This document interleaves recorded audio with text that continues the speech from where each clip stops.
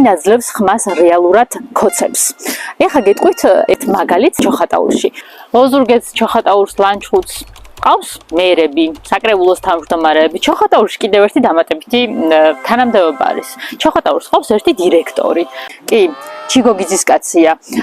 ჩიგოგიძე თავის ბინძურ დავალებებს ასრულებინებს ხოლმე, მაგალითად, როდესაც ნოდარ დუმბაძის ერთადერთ სკვერს ასქვისებდნენ ჩოხატაურში და ჩიგოგიძეს უნდა დაისადგილი ეყიდა, ჩვენ რო გავაპროტესტეთ, მისი ზონდერები ამ ადამიანის საშუალებით გამოაგზავნეს იქ ჩვენ საცემბრად.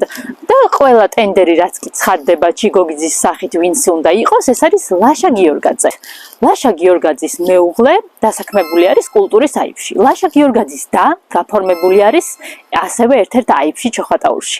ლაშა გიორგაძის შვილი გაფორმებული არის სპორტის აიბში. ლაშა გიორგაძის ცოლის დიშვილები და სიძეები, ლადო ძნელაძე, ლევან ძნელაძე, მამუკა ძნელაძე გაფორმებულები არიან კომუნალურ სამსახურში. ამ ლადო ძნელაძის ცოლი თეკლა არქიტექტურაშია გაფორმებული. მათი დედა სპორტის აიბშია გაფორმებული. გიორგაძის ცოლის და კიდევ სპორტის აიბშია გაფორმებული. ახლა მე რაც ჩამოგითვალეთ, ეს იყო მხოლოდ ერთი ადამიანის, ერთი ხელის ბიჭის მთელი სანათესაო და ცოლოურობა, როგორ ყავს დასაქმებული ის ამბავი მოგიყევით და წარმოიდგინეთ რა ხდება მთლიანად. ანუ მთელს ჩოხატაურში, მთელს ოზურგეთში, მთელს ლანჩხუთში არის იგივე